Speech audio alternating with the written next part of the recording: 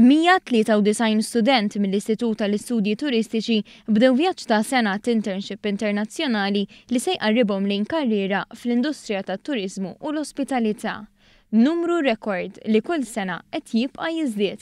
Dawn l-istudenti se jkollhom iċ-ċans jaħdmu f'lukandi ewlenin f'pajjiżi bħal Ingilterra, l-Italja, Franza, l-Portugal u Seychelles fost oħrajn fejn se jiltaqgħu ma' diversi esponenti internazzjonali fl-industrija tat-turiżmu. Hawnhekk mhux biss se jingħataw l-opportunità li jaħdmu fis-settur tal-ikel u l-preparazzjoni tiegħu, iżda anki fejn jidħlu avvenimenti f'lukandi u xogħlijiet fil-kmamar u housekeeping. L-istudenti għal din l-internship bliżar wieħed Nikolaj Boneborċ ikollu 18 sena qegħdin fażli li jiffinalizzaw id-diplomas f'dixxiplini differenti fis-settur turistiku. Eċitat, ħanitgħallem affarijiet ġodda u ħanitgħallem minnu ikbar minni. Il-Ministru għat-Turiżmu Edward Zammit Lewis li żarhom l-ajruport mumenti qabel ibdew dan il-vjaġġ tenna li hemm bżonn investu aktar fit-talent Malti. Dan biex fis-snin li ġejjin ikompli jimxi l qudiem is-settur tat-turiżmu, il-pilastru ewlieni tal-ekonomija Maltija.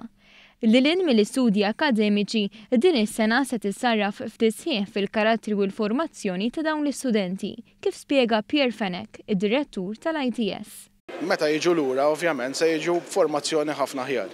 Però mhux biss akademika, imma aħna nisħu wkoll fl-importanza illi ħajġu nies irġiel u nisa iktar maturi milli fil-fatt marru. Colin Bellizzi, student ta' 19-il sena, jingħaqad mal-kumplament ta' sħabu u jgħid li qed iħares il qudiem lejn din l-esperjenza.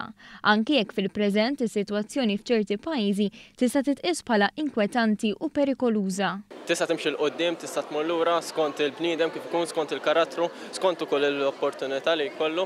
Eċitat ħafna l-esperjenza ġdida kif ukoll hemm daqsxejn biża' li nafu li bħalissa għaddej ħafna terrorizmu ġo pajjiżi internazzjonali. Stqarr li s-sistemi li jintużaw f'dan is-settur f'pajjiżi oħra u f'Malta hija kompletament differenti. Madankollu dan jixprunah biex iġib lejn Malta l-aqwa talent possibbli. I go for it, se naraw minn hemm. Hope li tkun differenti, nġib l-esperjenza u jekk hemm xi ħaġa tajba li nista' nużaw Malta why not. Nużawha ħalli t-turiżmu jibqa' jmexxi l qudiem u r-rata tibqa' tieqa l fuq ħalli turisti jibqgħu jiġu nibqgħu jkollna l-benefiċċji minnhom.